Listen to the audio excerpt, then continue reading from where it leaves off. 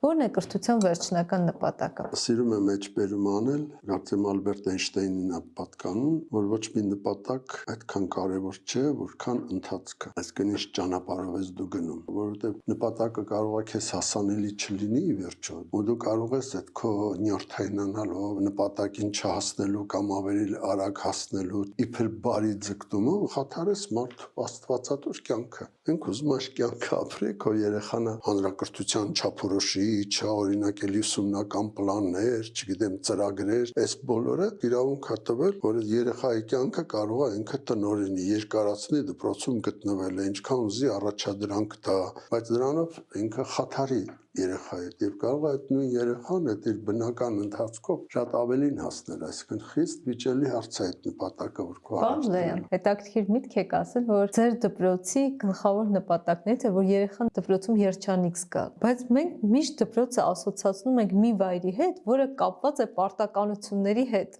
Իսկ այն ինչ որ պարտականություն է, քիչ է հատվում երջանկության հետ։ Ինչպես եք կարողանում գտնել այդ բանալին, արդյոք ստացվում է։ 25 տարեկանից ես կրթության մեջ եմ եւ միակ գնահատականը, եթե ուզում եք չսխալվել, այդ երեխայի ինքնազգացողությունն է, ինքնագնահատական, ուրիշ գնահատական չկա։ Նաև կա հակառակ կարծիքը, եթե երեխան չունենա որոշակի պարտավորություններ, ապա ինչի սովորի, ինչպես է պետք կառավարել, որ նաև արդյունավետ լինի այդ սովորելու ընթացքը, այսինքն բացի դրական էներգիան, նաև կարողանա գիտելիքները վերցնել։ Հակադրում են իրար, ես լավ չեմ հասկանում, որովհետեւ երեխան ամենակիչը կարող է ուսուցչից սովորում։ Խոսքը լավ ու վատ ուսուցչին հլթողենք, որտեղ լավ ու վատ ուսուցիչը ավելի շատ տարբերվում նրանից, թե թողում են հավեսը սովորելու, թե չէ։ Բայց եթե նայեք երեխայի այդ ընտանիքը, պապով, տատով, հայրով, մայրով, թաղը, շփումը, ընկերները։ Հիմա Դավիթ Բլեանը ինձ լսում է, թե չէ 9-րդ դասանում սովորում Սեբաստիա, բայց Դավիթի համար դպրոցը իր ընկերներն են։ Պատկացը 25-30 երեխա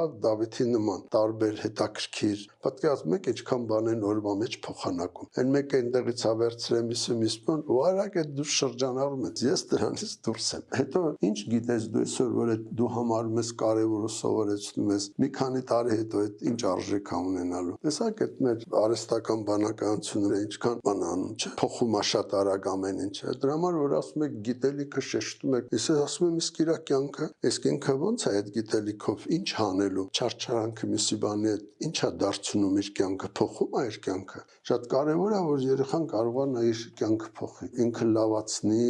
հարմարեցնի, ոչ այնքան հարմարվի, որքան հարմարեցնի, որտեղ կրթությունը այդ գործիքներ են, հմտություններ են, կարողություններ են, որ այդ ամեն ինչ նաև կարողանա հարմարեցնել։